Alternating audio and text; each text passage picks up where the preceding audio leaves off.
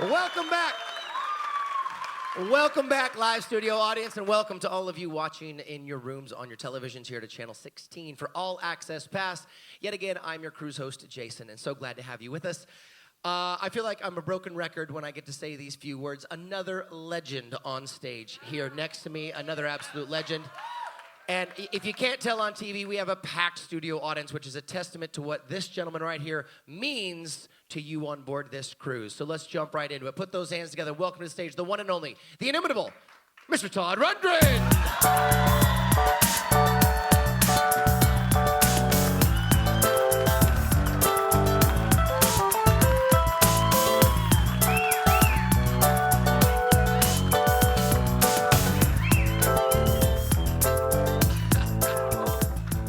The microphone. Whoa, hot landing. You know, this will go a lot better if I also have a cocktail. Yeah. We'll get you whatever you want. Can you make a mojito? You want a mojito? Can we do a mojito for Mr. Rundgren, Por please? favor. Señor. Uno mojito. Uno más, por favor. Thank you very much for being on the Rock and Romance cruise, man. It's so great to have you here. It turned out to be sort of a regular thing for me, these cruises. Yeah. But I always get added after the cruise is sold out for some reason, you know. They're afraid I'm not going to have any effect. You'll sell no cabins, but you're a nice addition after the fact. Well, if this studio audience means anything to you, please know that you do have an effect. I know for a fact. Thank you. I think some of them swam and snuck onto the ship. Right? Just because you were here, yeah. There's one. Yep, there's one. Last night in the second show, I believe we had a sighting. A potential Todd sighting. Oh, yeah. In the second Cheap Trick. He's like, really? There was? Sharks? That was you, if you don't remember, yeah. I believe there was a Todd Rundgren sighting in the Cheap Trick show. Is that? Well, you know, me and the band go back a long way. Actually, longer than most people realize, because Rick and Robin were in a very late version of the Nas after I had left. And I think for a little while they went by the name of the Nas, and then for a while they went by the name Sick Men of Europe. That's exactly what it was. Oh, yeah, we all remember that. Yeah. And, big hit. And then they eventually went on to form Cheap Trick, and I had no knowledge of this connection until at one point I met the band. I think we were doing a music festival or something together, and was informed of all this. But I had been a fan of the band since their very first record. I thought it was a brilliant concept. Rick Nielsen is just a natural songwriter. Just comes spilling out of him like the runs. And that's a great visual. Thank you, Todd. Yeah, thank you. Everybody needs that today. And well, that's what inspiration is like sometimes. And the runs, yeah. Robin Zander is, like, to me, like the greatest rock and roll voice of all time, and for some reason he still has like 100% of it. So he still has the range. So if we're ever in the same place together, I bum rush their show one way or another. Yeah. I've got to say, yeah, please. Here's my lovely wife to bring you your mojito, sir. Thank you. Thank you, love. Cheers, everyone. Yep, cheers. I'm glad you got one. They've been drinking since about 9 a.m., so you need to catch up with them. If you did not see the second show of Cheap Trick last night, I've got to say, your range was pretty big, too. You came out and, I don't know if that was falsetto or range, but you went after it pretty good. I don't have the same range, but I can do that song. That's actually one of the songs that we regularly do in a show that I call An Unpredictable Evening with, which will be substantially what we're doing here. In other words, you'll hear some of the songs that you expect to hear, and then you'll hear songs that maybe you didn't expect to hear, and then you'll hear songs that you've never heard, and then you'll hear songs that you might have heard, except the band is gone now, or they will never play in your neighborhood. And so it's an opportunity not only for me to play my own material, but to have fun with great songs from all of the rock and roll history. That's cool. That's a very cool concept. I dig that. What I was going to say is if you weren't in this second show, Todd actually opened the show as Robin. Basically, Robin stayed back and Todd ran out and did the opener. Well, 2 shows in a row is rough. I thought I'd give him a little break there for a moment. At least a 2-minute break. Yeah, that's kind of you. It's kind of you. So if you don't mind, before we open it up to audience questions, and I've got to say, you said you may not have an effect. We ask the audience before the show to write down questions. My wife goes out there. We usually get 4, 7, 8, 9, 10. We got about 312 here. So for the next 3 hours, that's we're just... because my audience knows how to write. That's good. This is good.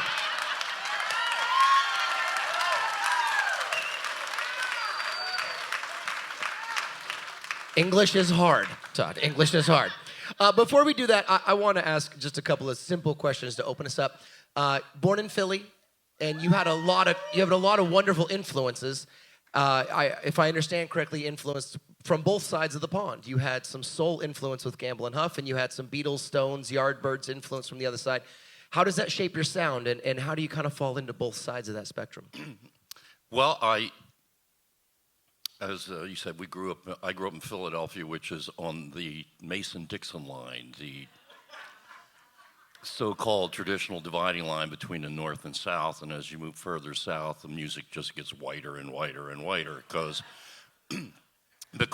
of a policy in some radio stations of not playing what they called race records or records by black artists. So a lot of places further south of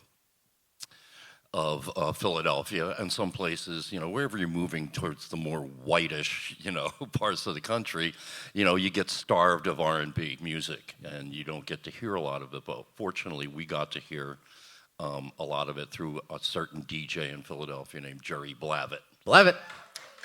He's actually the heater. The Geeter. And, the boss with the hot sauce. I had the distinct honor of actually meeting him a couple of months ago at an event in Philadelphia. I'd never met him before, and he looks the same, He's amazing. I don't mean to cut you off, but he's actually my celebrity co-host on our 50s, 60s malt shop cruise. Oh, like Frankie Avalon. Yeah, exactly. We have Chubby Checker, Avalon Rydell, and it's funny because that was his radio show was the one we went to escape Frankie Avalon and Fabian and that sort of the Golden Boys. Yeah. The really kind of bland singers, and so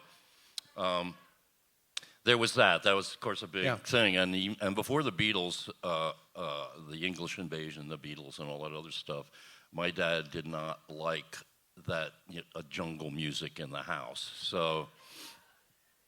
So I grew up listening to a lot of classical music and show tunes and things like that, which naturally just sort of, if you have a musically hungry mind, you just eat anything they put in front of you. So I grew up listening to, having other sort of classical influences, and I really did lean towards show tunes and certain kinds of composers, and that became an influence. And then, of course, the Beatles came along, and that was not so much of a direct musical influence, because what they did was something of a mystery to me. I didn't know how to write a pop song. In fact, I'd never written any songs of any kind, but the whole idea of a pop song was something that I'd never analyzed or sort of figured out, and their ability to just crank them out like that was fascinating to me, and I never bothered to try and deconstruct it. But the one thing the Beatles did do, or two things they did. One was they changed the model, which had been the model for pop music for as long as anyone could remember, which was you find one handsome lead singer and you put him up front, and then you hire a band and put them behind him. And the Beatles was the first big successful group where you knew everybody's name and no one proclaimed to be the leader of the band. And that made it possible for a plain-looking person like myself to get into the music business. All I had to do was find 3 other guys. And I'm one of them with enough money to buy the equipment. And that's what I did in high school. My best friend and I put a band together, and we would play through, gigs in high school, but never wrote anything, never wrote a single song. And it wasn't until I put the NAS together that I realized, nobody's going to sign, nowadays, or now with those days, nobody was going to sign a band that didn't write their own material because this is what was expected now that the Beatles were also providing their material. So I think the very first song I wrote was Hello, It's Me. And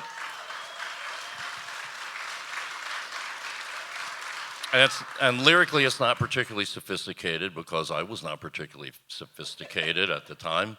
And the music, basically, I stole off of another record, but I did it in a way that no one would ever recognize it because it was essentially just an improvised introduction on a Jimmy Smith record. Jimmy Smith, the B3 organ player. And I was a real fan of Jimmy Smith.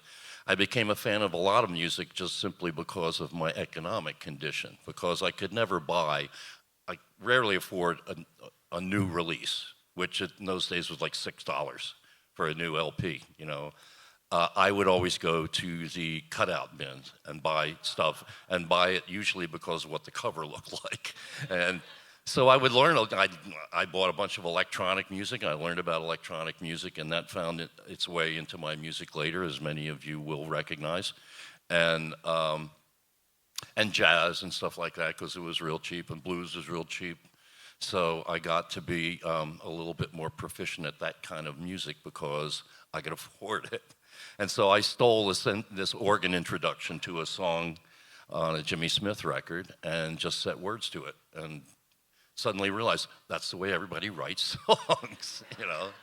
You just, you know, the music is an art form that is probably more limited than anything else because we have a 12-tone scale, 12 notes that you can choose from, and you're usually playing in a mode, which means you only use maybe 4 or 5 of those notes.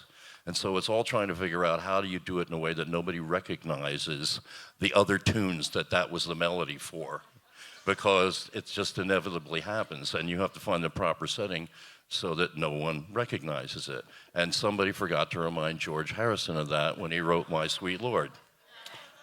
You know, that's He's So Fine, don't you, George? But nobody did, and then he had to pay for it, so. I don't think you understand how refreshing it is to ask a question and just hear you answer to all these beautiful people. I say Don't this get me started. I say this with all due respect. I love you, man. I do.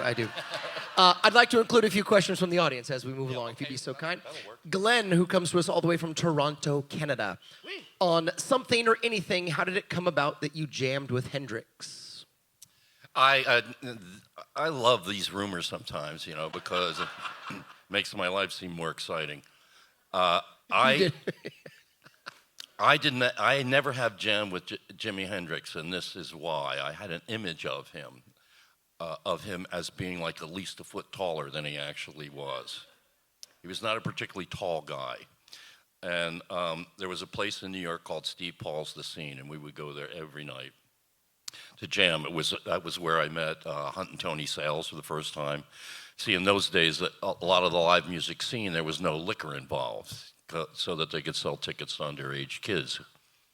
And so Tony was maybe 18, and Hunt was like 14 or 15 years old when I first met them. And one night we're in there jamming. We would meet up every night and hope that somebody would get tired and leave a slot for you to play in, which would sometimes rarely happen. One particularly, I remember when Dwayne Allman came in, and he just would not stop, you know? And all the other guitar players are just sitting there, okay, you played every note in the world 5 times already. But you know, there was one night, and I jammed, you know, and I was, okay, I've done jamming, let's go home. And as I'm walking out, an afro goes by me. The afro is maybe about here. It goes by me, and I, you know, don't notice that much. And then we get outside, and I find out the next day that Jimi Hendrix had showed up at Steve Paul's The Scene to jam. And I think the fact that I left was a good thing, because I might have done something stupid like trying to jam with Jimi Hendrix. That wouldn't have worked. Fair enough. Shifting gears a little bit, Lindsay, who joins us from South Carolina, What role, if any, did you play in developing your son's baseball abilities? Virtually none. It was just something that sort of came naturally to him, and we didn't recognize it. We were living in Sausalito, California at the time. I moved when Rex was about 5, and Randy, who's here on the ship somewhere, was just about to be born or just born. And now that I had 2 kids and one of them was getting further into school age, I realized that Woodstock, New York didn't have a whole lot of educational opportunities and cultural experiences. So we decided to move to the West Coast. We moved to San Francisco. And San Francisco, I don't know if you are aware of this, it's a very hilly place. First year that we were there, we lived in San Francisco proper on a big hill, but that didn't really play into anything. We moved after the first year to Sausalito, which is across the bay, and we lived on another very steep hill. And so Randy and Rex would go out to the street in front of the house and throw a ball to each other, but if you missed the ball at the bottom of the hill, then you had to run all the way down the hill, and then you also had to have the arm strength to throw it back up the hill. And we thought this was just a game they do, you know, so Rex he's playing on the baseball team at Mount Tam junior high or high school. I think at that point he might have been a freshman. And this was a time when funding for school sports and other programs, you know, was scarce. And so they would do fundraising drive, and then they would hire somebody. And that was good because often you got someone who was actually better at coaching the sports than the shop teacher, you know, which was usually what happened, you know. So they hired a guy who had been a catcher for the Mets. And so he knew what a real baseball player was supposed to be like. And went to the field to pick Rex up after a practice, and the guy calls me into the field house, and he says, "Come here, I want to talk to you a second." I thought, "Oh, he's in trouble again," you know. This doesn't end well. Geez, you know. So he says, "Your son Rex has the softest hands I've ever seen." And at first I thought, "Why do you know that?" Get in the car, Rex. Get in the car. Yeah. But this is actually a baseball term for someone who knows how to catch a ball in a certain way. In other words, you don't like put your hand up and the ball goes in there. You have to, being a middle infielder not only involves catching the ball, it involves throwing the ball as well. And you learn to do this in a single motion if you're trained to do that. And apparently this came totally naturally to him. His mother had wide shoulders, so he had a very wide swing to him so he could throw the ball really hard. Every woman loves that description. Oh, what a beautiful description, I'm sure. Oh, she was a brute, you know. Exactly. She could lift a car. Mother was an animal. It was great. Yeah, she could lift a Volkswagen. Yeah, but 3 feet across at the shoulders. Woo! But we realized at that point, you know, that here was our son who was, you know, actively failing at everything he could possibly do, and you know, suddenly there's something he's going to be good at, and so we just kind of changed everything. Push him. Yeah. We moved to Hawaii so that he could go to a school where he would be noticed playing baseball, and then he got drafted out of high school eventually. So that's phenomenal. I just got out of the way. That's it. I had no part in like training or anything like that. I just got out of the way. Well, you certainly bought the house at the top of the hill. Lee, who comes all the way from Tennessee. This is a great question. Lee, you've heard of Tennessee? Or they've heard of it. That's Lee over there.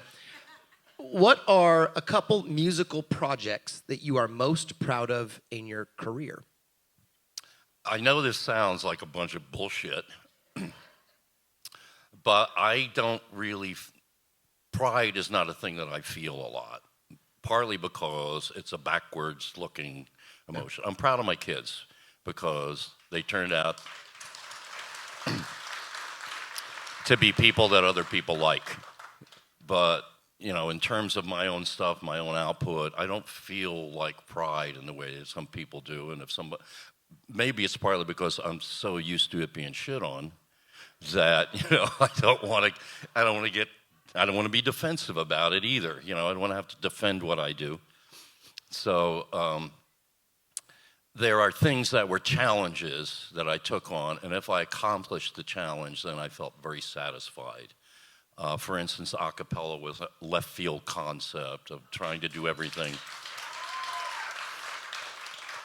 trying to use the voice and parts of the body for all the sounds that were on the record. And when I was finished with it, I was, first of all, satisfied that I had met the concept, and that I did some new things musically that I was very happy with, that I would like to try and do again. And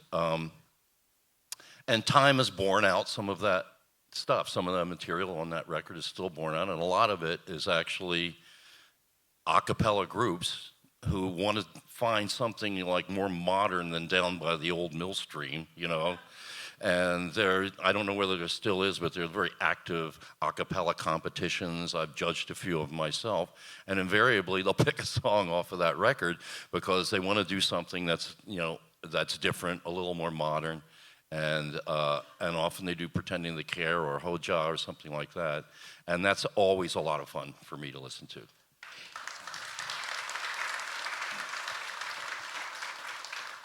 Oh, Lee's not done. Lee has a follow-up. What, if any, respectfully said, projects do you wish you could do over? Well, you can tell by my answer that I just have not really thought about those things. If there was something that I thought was a flaw, that was part of the process, part of the learning process. You can't go back and undo your high school grades. It's like you may want to because it might help you get a better job, but who wants to go back to high school? It's like it was bad enough the first time. So in that sense, records that didn't meet my own expectations, which are the most important to me, I just chalked them up as a learning experience.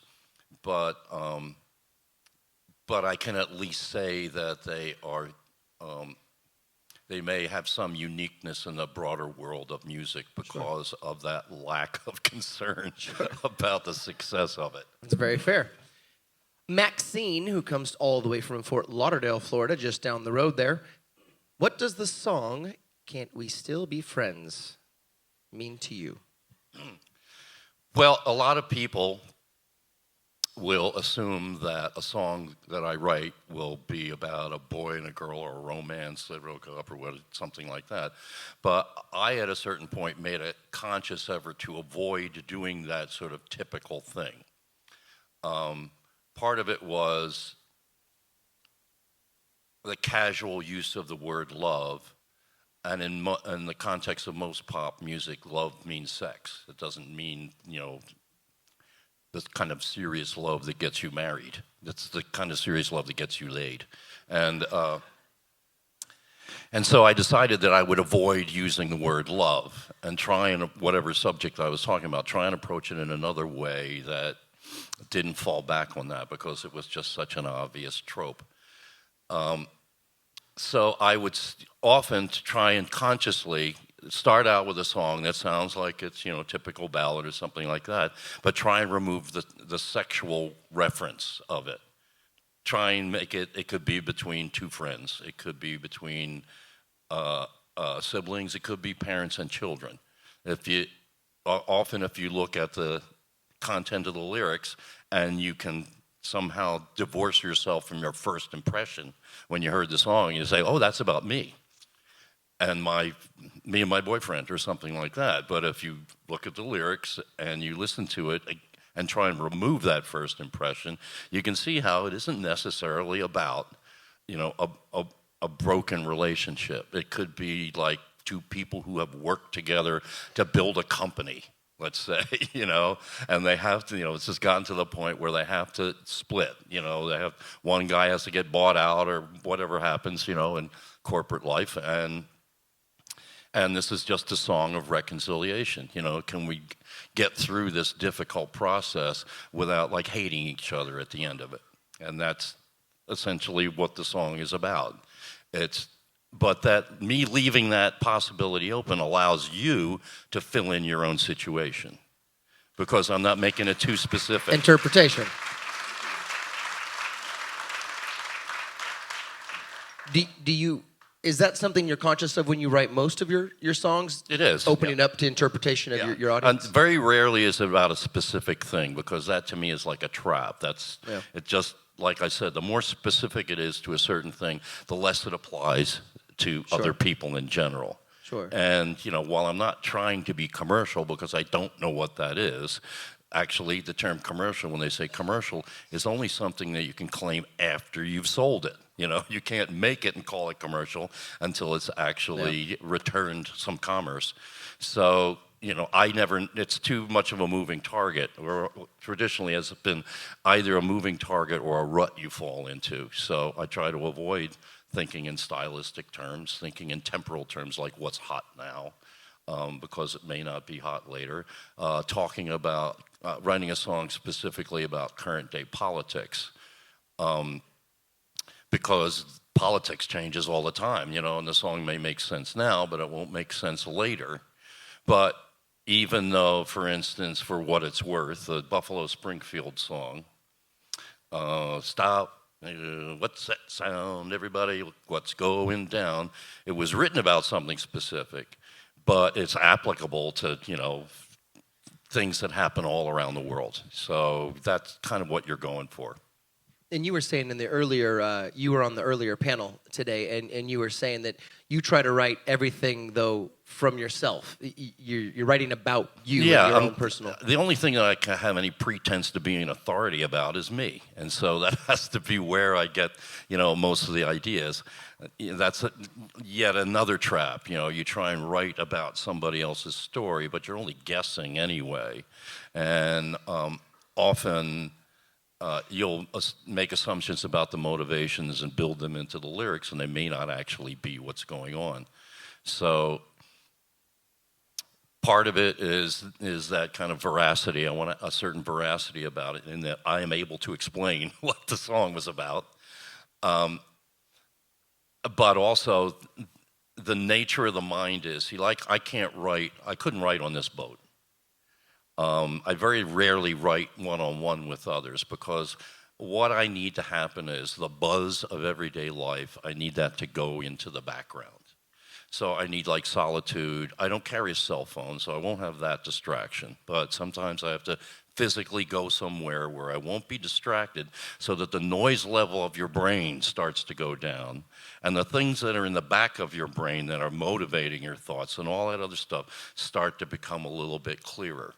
And so for me, solitude is an important part of writing, so that I can figure out what's percolating in there, try and objectivize it, you know, try and write it down, and see if I have properly interpreted that. And if I react to it badly, that doesn't mean it wasn't there. I still have to write it down, you know? But it will also enable me to objectivize that behavior or that attitude or whatever it is, and have the possibility of changing it to something I prefer.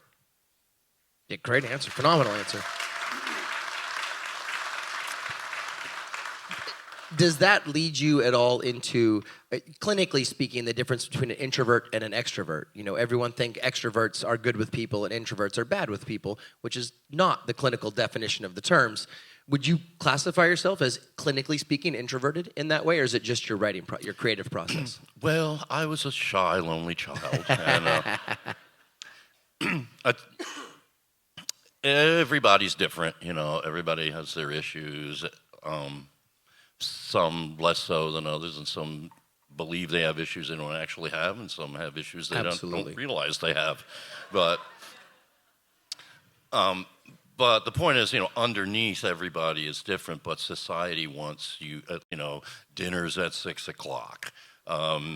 This is how you put together a car, you know, that bedtime sort of stuff, yeah. You know, and you can't deviate from that. You can't go into the auto factory and say, here's how I'd like to do that, I'd like to leave 3 of those screws out and maybe fill them with putty instead. There's places where creativity is just inappropriate. And so a lot of my schooling, in my recollection, was an attempt to divert you from anything creative and get you to be learning at the same pace as everyone else, and that doesn't happen. Or learning in the same way that everybody else does, and it's never exactly the same for everyone. And most people discover that it's just easier to submit earlier in the process and get used to it, But for some reason, I could never submit. I was just physically unable, The way that my brain was wired, I could not sit still through a typical class. And so, I might start out in the second row in 3rd grade or something like that. And within a week or so, I'm in the back of the class, because the teacher's saying, just keep moving back until nobody can see you anymore, Yeah. Matter of fact, the next class over, please. Yeah.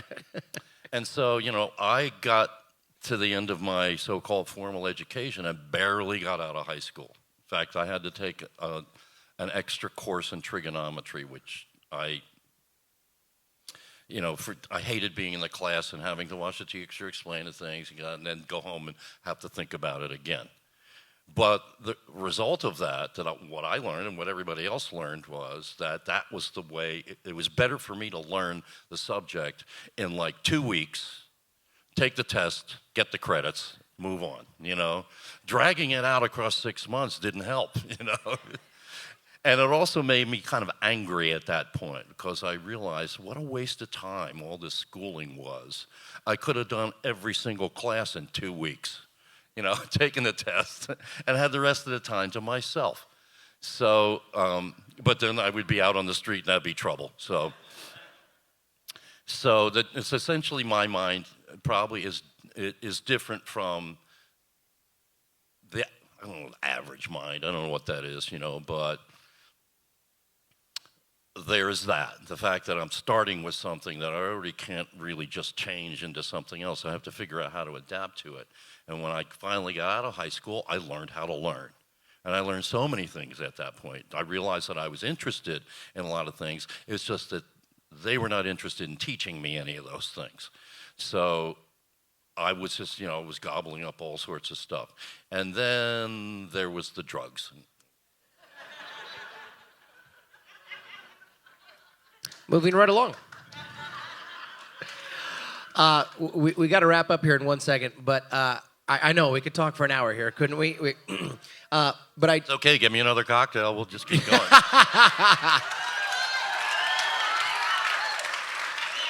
I think there's some kind of act going on up here. Yeah, right? No, but I do want to end with this question right here because I find it interesting that Clark from Key West offers this question. What's the ratio of ladies to guys in the Todd Fan Club? We have a lot of ladies in the fan club. There is a distinction in the world of music, between what kind of the general distribution of your fans and things like that. And for instance, Jesse, who unfortunately isn't here, he had a somewhat serious health problem, and he's still recovering from it. He got pneumonia somehow, but he plays in a lot of contexts. He plays with me, and then he plays bands that play what is traditionally the music that guys go to see. And if I can make any sort of judgment about it, what the audience members are looking for is different in certain ways, and if you can present the proper combination of things, you can potentially satisfy both of them. For me, it kind of came at this moment when I realized I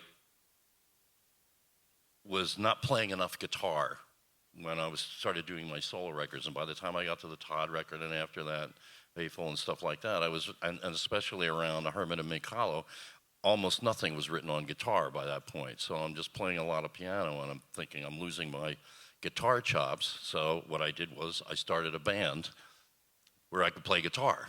So that was Utopia. That was my guitar band. And that we would get a lot of guys, the guitar bands, because guys like the guitar bands, and stuff like that. The shred, yeah. Yeah, they like, Jesse has this sound that he makes that he characterizes as the man cry, which is something that you hear at certain shows, where it's like one of these Guitar Hero guys, and there's maybe 5 women in the audience, and the rest is all men, but the men are acting like women over the guitar player. They're like, hey, the guy will play a little lick. Oh, who's this? Before you finish your story, don't forget the boys had a Little League coach. Oh, yeah.